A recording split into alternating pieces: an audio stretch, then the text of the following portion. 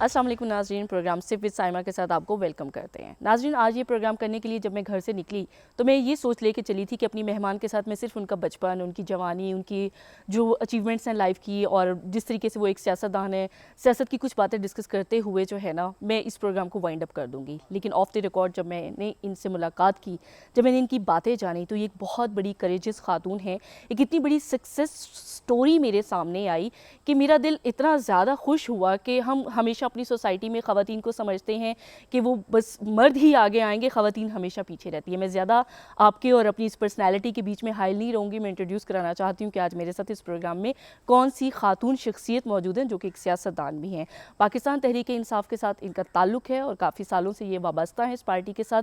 साजिदा बेगम इनका नाम है। मैं फॉर्मली में साजिदा बेगम साहिबा को वेलकम करती हूँ। अस्सलाम वालेकुम साजिदा बेगम साहिबा, कैसी हैं आप? खैरियत से हैं? बहुत खुशी हुई, ऑफ द रिकॉर्ड भी आपसे मिलकर मुझे बहुत खुशी हुई, लेकिन ऑन द रिकॉर्ड मैं वेलकम करती हूँ अपने प्रोग्राम में आपको।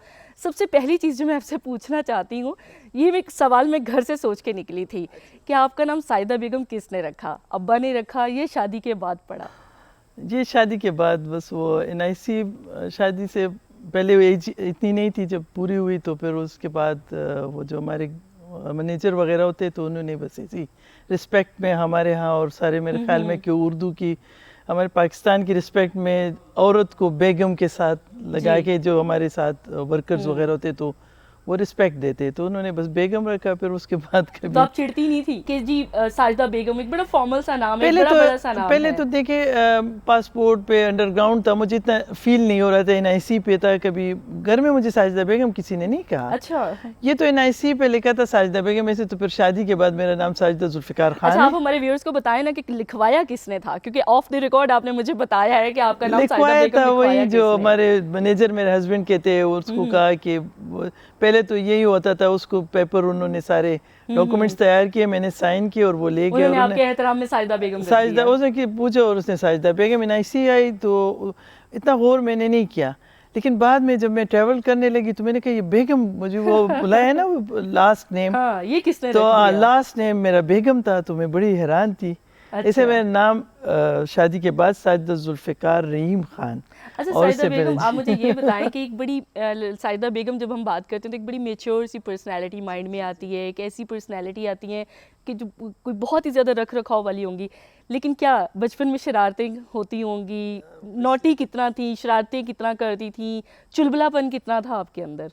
बहुत ज़्यादा था, हंसी मजाक, लोगों को तंग करना, घर में नौकरों को, कज़न्स थे, काफ़ी सारी बड़ी फैमिली थी, एक जॉइंट फैमिली सिस्टम था, तो बड़ी शरारतें की, डांट भी पड़ती थी, मार भी पड़ती थी, जैसे होते बच्चे शैतान, और शैतानियाँ, खेल, क्रिकेट वगैरह घर में। जैसे अब्बा की लाडली थी या अम्मा की?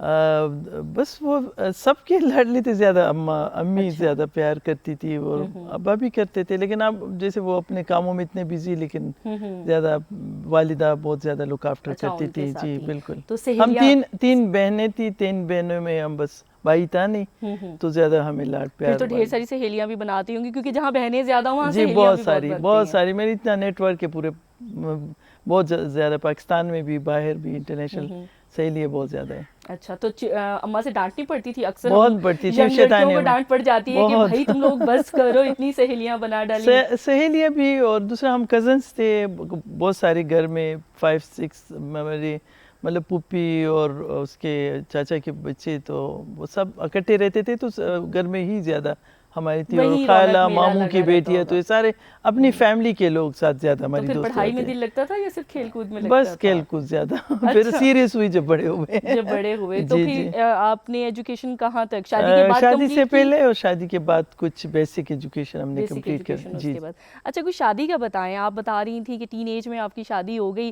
तो एक बच्चियां जिनके ऊपर रिस्पॉन्सिबिलिटी इतनी यकदम आ जाए, तो वो फिर क्या, आपको क्या लगा कि एकदम बहुत भारी सी जिम्मेदारी आ गई? देखिए हमारी तरबियत ऐसी हुई थी, ऐसी फैमिली थी, अल्लाह का शुक्र है बैकग्राउंड बड़ा स्ट्रॉन्ग था, तो जब हमने देखे थे अपने वालदा को, अपने बड़ों को देखा था, तो उसी तरीके से हमने भी अपनी लाइफ स्टार्ट की बड़ी स्ट्रॉन्ग तरीके से। तो जिम्मेदारी तो बड़े खुश असलूबी से उसको निभाया। जिसे हमने कभी ज़िंदगी में कुकिंग नहीं किया था, तो जब टाइम आया तो हमने कुकिंग भी किया, घर को भी संभाला, बच्चों को भी संभाला, बल्कि इवन इतना मैं कहूँगी कि मैंने बच्चों की रिस्पॉन्सिबिलिटी अपने हस्बैंड मेरे काम बहुत ज़्यादा करते थे, तो मैंने उससे ज़्यादा रिस्पॉन्सिबिलिटी ली उसकी एजुकेशन में, उसके स्कूल में, पेरेंट्स मीटिंग में मैं खुद जाती थी। कुकिंग बाद में सीखी थी? बाद में सीखी तो थी। सासू माँ से डांट कितनी पड़ती थी? नहीं, वो बड़ी अच्छी थी और अच्छा। बल्कि वो बताती थी ना, लेकिन अल्लाह का शुक्र है कि जैसे तरबियत होती है, तरबियत की बहुत इसमें मेंशन होता है कि ना, जो हमने अपने घरों में देखा था उसी तरह फिर शादी के बाद भी हमने उसको कंप्लीट किया।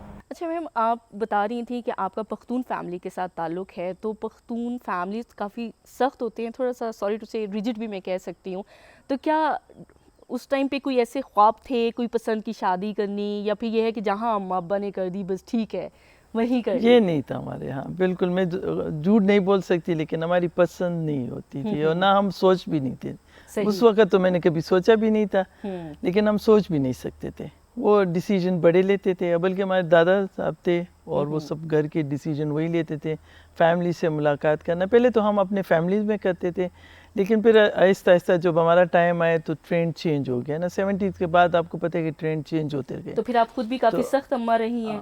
80 में और इसमें जी, मैंने कहा आप खुद भी काफ़ी सख्त अम्मा रही हैं? बिल्कुल 100%। अच्छा। मैंने बेटियां अपने हैं आपकी माशाल्लाह से? नहीं, लेकिन हम मतलब जो मेरे बच्चों का टाइम आया तो वो तो आपको पता है कि खुद अपनी चॉइस है, लेकिन उस वक्त फिर मैंने थोड़ा सा ये किया कि मतलब डिसीजन मैंने रिश्ते खुद ही तय किए। एक बेटे एक बेटी की शादी हुई है और अभी छोटे की मंगनी हुई है, लेकिन चॉइस उसको भी मैंने बता दी किस तरह उसकी चॉइस के मुताबिक फिर मैंने उसके किया। अल्लाह का शुक्र है मेरे बच्चे बड़े अच्छे हैं और मेरी चॉइस उसको पसंद थी, तो उन्होंने खुद ही मुझे ये अथॉरिटी दी थी। अच्छा। मैंने कहा भी कि टाइम चेंज हो गए, आप अपनी मर्जी से भी कर सकते हैं।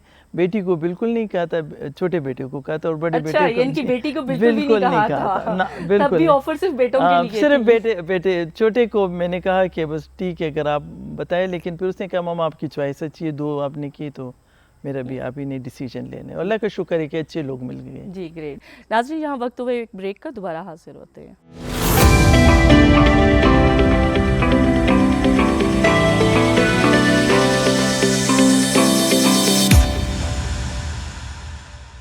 वेलकम बैक नाज़रीन, आपको पता है कि प्रोग्राम के इंट्रो में मैंने आपको कहा था कि जो खातून शख्सियत मेरे साथ आज मौजूद हैं वो ना सिर्फ एक कामयाब सियासतदान है, लेकिन एक बहुत कामयाब बिजनेस वूमन भी हैं और एक बहुत बड़ी सक्सेस स्टोरी है। सो प्रोग्राम के इस हिस्से में हम जानते हैं कि बेगम साहिदा बेगम ने अपनी ज़िंदगी में किस तरीके से अपने कारोबार को आगे बढ़ाया, फैमिली को आगे लेके चली और किस तरीके से अपनी ज़िंदगी को एक सक्सेस स्टोरी बनाया। बेगम साहिदा साहिबा, आप मुझे ये बताएं कि आप बता रही थी कि आपकी लाइफ में ये ट्रेजेडी आई कि आपके जो हस्बैंड हैं उनकी वफ़ात हो गई, तो उसके बाद फिर आपके सर पे ही सारी जिम्मेदारी आ गई और फिर आपने ये सारी रिस्पॉन्सिबिलिटी अदा की और एक कामयाब बिजनेस वूमन भी बनी। तो आप थोड़ा बताइए।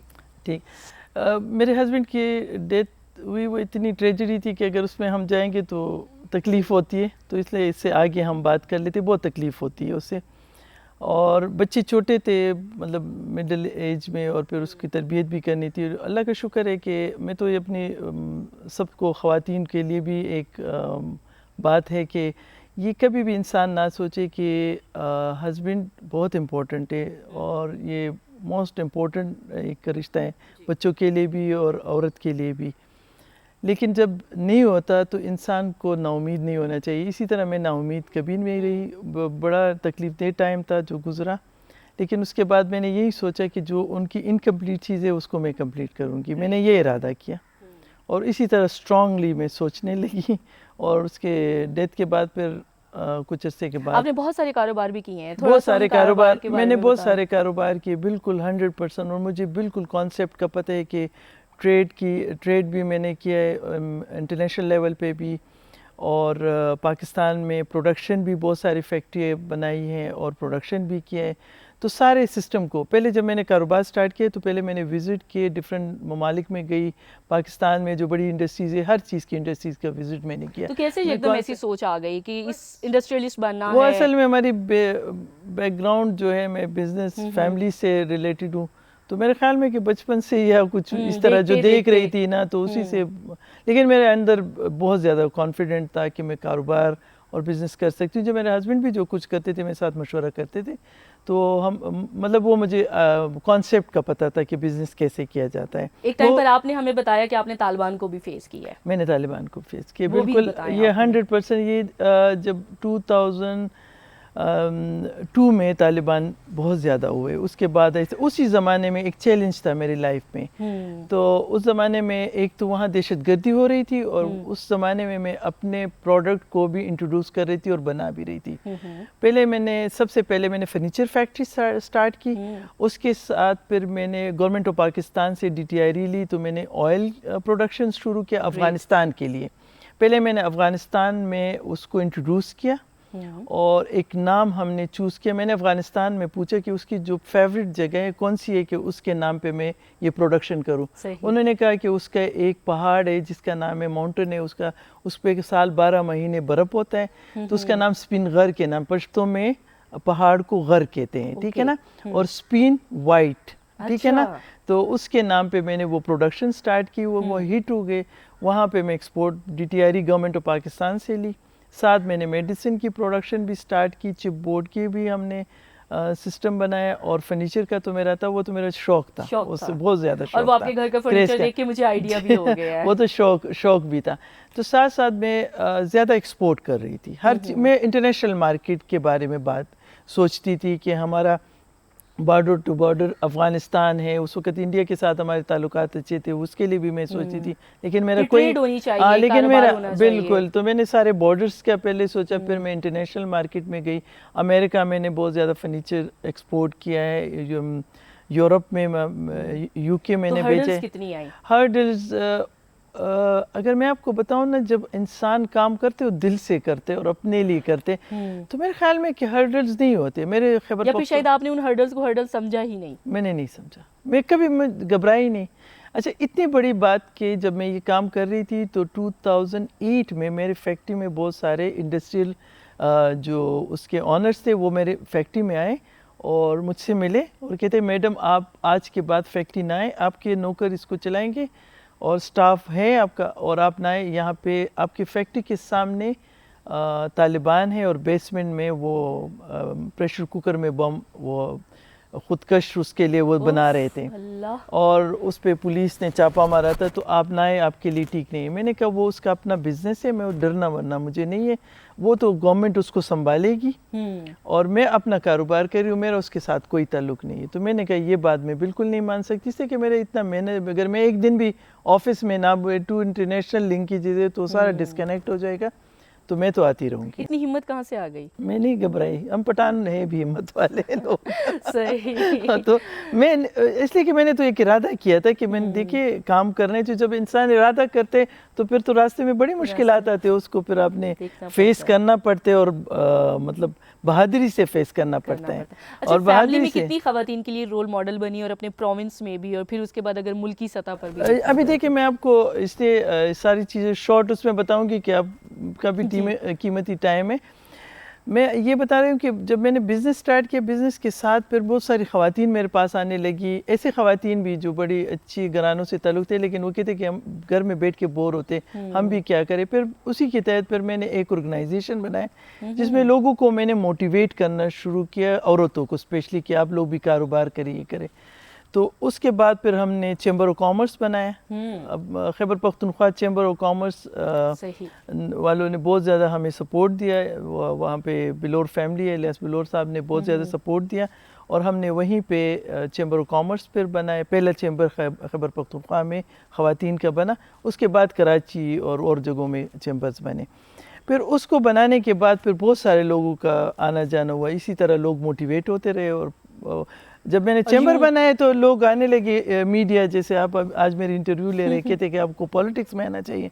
मैंने कहा मैं ये मेरा अगला सवाल था, आप ऐसे ना बताएं, आप मुझे ये बताएं कि फिर एक बिजनेस वुमन जो इतना कामयाब कारोबार चला रही हो, जो बॉर्डर्स को भी क्रॉस कर चुकी, जो इंटरनेशनल कम्युनिटी तक भी पहुंच गई, फिर एकदम सियासत में आना कैसा लगा और किस ख्याल के तहत आ गई? वो असल में मेरी जो सोच थी, मैंने कहा कि मेरे हमेशा यही सोच होती थी कि जो मैं कर रही हूँ उस ख़वातीन तक मैं पहुँचूँ जो कुछ नहीं कर सकती, गरीब भी, और जो पढ़ी लिखी औरतें और घरों में कैद बैठी हुई है ना, मैं उसके लिए बाहर आई। मैंने कहा शायद मैं उसके लिए कुछ कर सकूँ गवर्नमेंट लेवल पे। आपको पता है कि एक सोच थी मेरी कि जब मैं गवर्नमेंट में जाऊँगी तो ईजी एक्सेस मुझे मिलेगा, और अल्लाह का शुक्र है भी प्राइम मिनिस्टर इमरान खान की हुकूमत है और मुझे इजी एक्सेस मिल रहे हैं। इससे पहले हम अपोजिशन में थे, बहुत स्ट्रॉन्ग अपोजिशन था हमारा, आपको पता है आप लोगों और को। अपोजिशन में भी आपके सवालनामे तो बहुत ज्यादा सवाल होते थे मेरे बहुत थे कौमी जी, असेंबली में, जी क्योंकि बिल्कुल। मुझे इस चीज का आइडिया है। जनवन सवाल थे जी। और मुल्क के लिए मैंने वहाँ पे क्वेश्चन किए, रेजोल्यूशन भी डाले, बिल की भी कोशिश की, लेकिन जैसे सियासत होती है। लेकिन ये कि मैं अभी भी लोगों को मोटिवेट करती हूँ, अभी मैं सियासतदान भी हूँ लेकिन मैं बिज़नेस के लिए लोगों को ज़्यादा मोटिवेट करती हूँ। अभी जैसे इंटरनेशनल लेवल पे कोई इन्वेस्टर है, वो पाकिस्तान आना चाहते हैं, मैं उसके लिए पूरा उसको फुल पिक्चर देती हूँ कि आए आप लोग इन्वेस्ट करें, और यहाँ पाकिस्तान की बिज़नेस कम्युनिटी को भी मोटिवेट करती हूँ।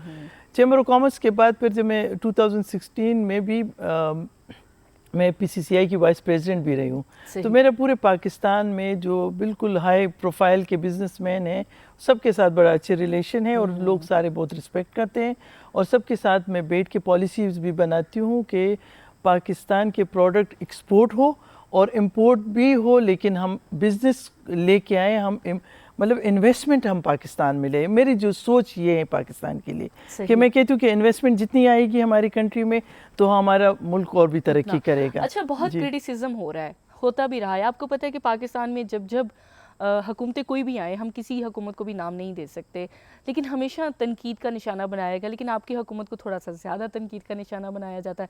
कभी मायूस नहीं हो जाती या डिसअपॉइंट नहीं होती इतनी तनकीद सुन के? नहीं, मैं तो बिल्कुल नहीं होती। मैं तो कहती हूँ कि इंसान अपना काम करे और तनकीद होने दे। जो लोग कामयाब नहीं होते अपनी लाइफ में, मैं ये समझती हूँ, जिन लोगों ने कुछ अचीवमेंट नहीं किए होते तो वो तनकीद ही करते, उसके पास तो कुछ और प्लेटफॉर्म होता नहीं है। तो मैं तो सोचती हूँ कि पाकिस्तान जैसी कंट्री तो कहीं पूरी मतलब बड़ी ज़बरदस्त किस्म का मुल्क हमें अल्लाह पाक ने दिए, 4 मौसम है, और क्या किस चीज़ की कमी है, लेकिन तनकीद कमज़ोर लोग करते हैं। जो कामयाब लोग होते हैं वो तनकीद नहीं करती, अपनी परफॉर्मेंस शो करते हैं। मैं तो कहती हूँ कि ये सियासतदान अपने परफॉर्मेंस की बात की तो फिर लगे हाथों ये भी बता दें, अभी खान साहब ने कहा कि कारकर्दगी दिखाइए वरना घर जाइए, क्या कहेंगी? बिल्कुल सही कह रहे हैं, वो प्राइम मिनिस्टर है, उसने एक रिस्पॉन्सिबिलिटी पूरी पाकिस्तान की आवाम की उठाई है, और वो अपने वज़रास को भी बहुत प्रेशराइज करते हैं। और ऐसा प्राइम मिनिस्टर मैंने कभी नहीं देखा जब से मैं पैदा हुई हूँ, इस तरह का प्राइम मिनिस्टर तो मैंने नहीं देखा। वो सुबह आता है, ऑफिस में बैठा होते हैं, प्राइम मिनिस्टर का तो सिर्फ ये काम होता है, मैंने प्राइम मिनिस्टर पाकिस्तान के देखे सिर्फ डायरेक्शन देते हैं, वो खुद चेक करते हैं, हेल्थ को भी खुद चेक करते हैं, ये कोविड-19 की जो इश्यूज थे उनको भी खुद, अभी सारे बिजनेस को भी, ट्रेड को भी वो खुद चेक एंड बैलेंस करते हैं, और पूरी दुनिया के साथ कांटेक्ट भी करते हैं, फ़ोन भी करते हैं, रिलेशन भी बढ़ाते हैं। जो काम औरों ने नहीं किया वो खुद ही लगे हुए, ऐसा प्राइम मिनिस्टर है, उसकी विजन बहुत स्ट्रॉन्ग है, इसलिए उसको चाहिए एक्टिव लोग, और वो इस मुल्क को वो कामयाब देखना चाहते हैं, जो आगे लेके जा। अच्छा साजिदा बेगम साहिबा, आप ये बताएं कि आप एक कामयाब बिजनेस वूमन भी हैं, आप एक सियासतदान भी हैं, लेकिन जाहिर बात है यू आर अ वुमन, आपको पहनने ओढ़ने का, ज्वेलरी का, इन चीज़ों का भी शौक होगा। जाहिर बात है। तो इस शौक को कैसे पूरा किया और कितना को क्रेज़ है शॉपिंग का, ड्रेसिंग का?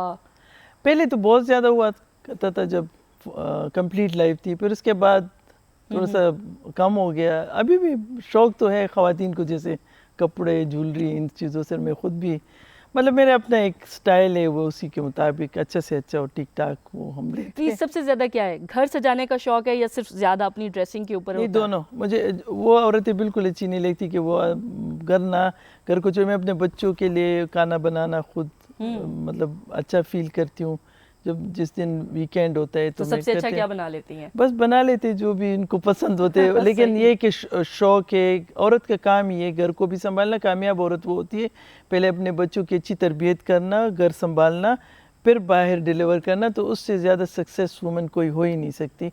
तो अल्लाह का शुक्र है, एक लीडरशिप की तरह मैंने लाइफ गुजारी, घर में भी इसी तरह, बच्चों के साथ भी बड़ा कंट्रोल और लीडर की तरह उसको भी रखे। और गुस्सा भी आते हैं कभी, जो नाजायज़ गलत काम करते कोई भी, तो बच्चों पे कितना गुस्सा किया, और बाहर फ्रेंड्स भी है और दोस्ती भी है, गुस्सा भी करते, कंट्रोल भी करते, और वो जो बस तो जब बिजनेस करती हैं या बाहर सियासत में होती हैं तो कोई जो झूठ बोलते हैं उस पर बहुत गुस्सा आता है, बहुत ज़्यादा गुस्सा आता है। फिर क्या करती हैं? बस मुझे इतना गुस्सा आता है कि झूठ ना बोले, कम से कम बस सच बोले। और ये भी मैं अपने ज़िंदगी का मतलब एक आपको बताऊं कि मैंने ज़्यादा मतलब मैं बिलीव मतलब मुसलमान हैं, हम सब मुसलमान हैं, लेकिन मैं ज़्यादा हेल्प मैं कहती हूँ कि कुरान में जो है उसी पे हम अमल करें, और मतलब जो इस्लाम में है ज़्यादा कोशिश मेरी होती है बच्चों को भी यही बताती हूँ अगर आप कि झूठ ना बोले, कारोबार भी करे लेकिन अपने उसके लिए कभी अपने मफादात के लिए कभी झूठ ना बोले सकते ना बोले। तो वो कामयाबी है, That's अल्लाह का great. शुक्र है जी। अगर आप पाकिस्तान तहरीक इंसाफ में ना होती तो फिर किस सियासी जमात में होती?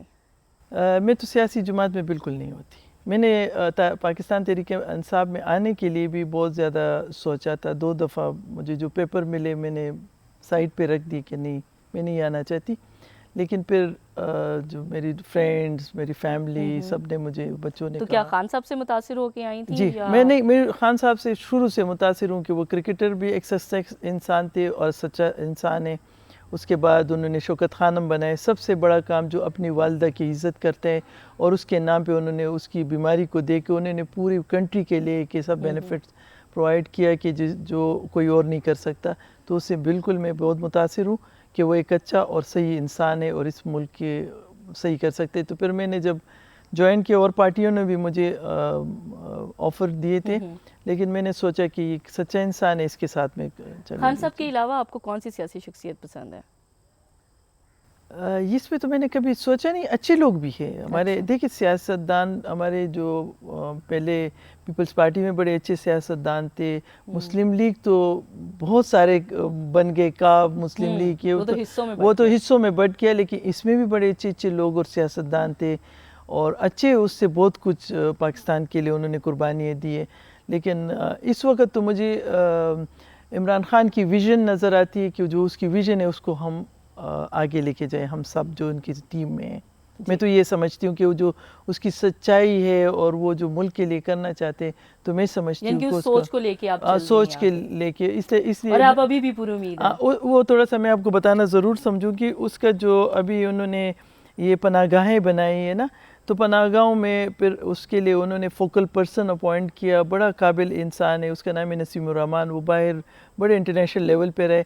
उस जब मुझे पता चला तो मैंने ये नहीं सोचा कि मतलब ये किसी और की पोर्टफोलियो में, उसके साथ बैठ के मैंने डिस्कस किया। उसको फिर मैंने चैम्बर ऑफ कॉमर्स लेके गई, बिज़नेस कम्युनिटी में लेके गई, और मैंने कहा ये गरीब लोग यहाँ आते खाते हैं, लेकिन इसके फ्यूचर के बारे में हमने सोचना है और इसको कनेक्ट करना है। अगर इसको जॉब अपॉर्चुनिटी मिल जाए फैक्ट्रियों से, तो मैंने फैक्ट्रियों इंडस्ट्रीज़ और बिजनेसमैनों के साथ उसकी मीटिंग करवाई।